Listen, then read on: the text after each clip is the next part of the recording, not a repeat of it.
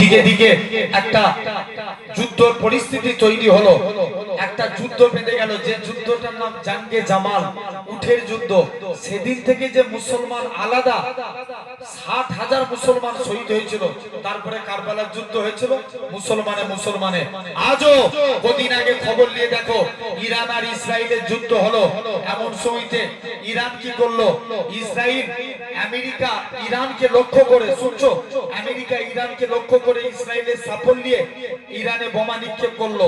তখন ইরানও আমেরিকার এয়ারবেসে পাল্টা জবাব দিল, মিসাইল হামলা করলো। কেমন? আপনার তখন সৌদি আরব, দুবাই, কাতার, বড় বড় মুসলিম দেশগুলো বলে ইরানের কি দরকার আমেরিকার সঙ্গে লড়াই করার? তাহলে দেখেন আজও মুসলিম আলাদা। তাই আপনাদের বলে যায়, যেদিন এ জাত এক হয়ে যাবে সেদিন ইসলামের বিজয় হবে। জোরে বলো। মিথ্যা হয় না। কালো পতাকাধারী একদল ব্যক্তি বার হবে, তারা সর্বপ্রথম মসজিদুল আকসাকে বিজয় করবে। সেদিন থেকে ইসলামের বিজয় হবে। জোরে বলুন।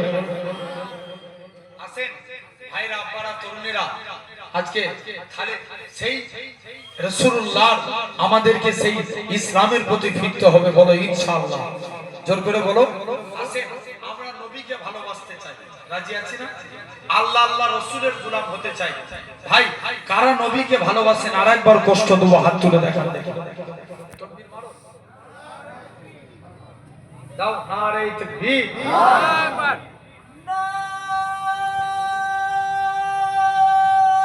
তাকবীর,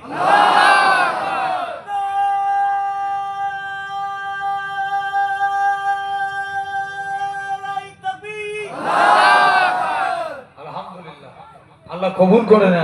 সকলে বলি আল্লাহুম্মা আমিন। জোরে বলবে না? আছে নবীকে মানবো। এখন আইলাম মুহাম্মদ সাল্লাল্লাহু আলাইহি দিল্লিতে এখন জেলে ঢুকাচ্ছে না, শুনেছেন তো? আরে কথা বলেন কেন? জোর করে বলো। আমি কদিন আগে একটা বাইটে বলেছিলাম যে ভারতবর্ষের জমিনে জেল শেষ হয়ে যাবে, আল্লাহর কসম মুস্তাফার গোলাম শেষ হবে না। আরো জোরে বলা গেল।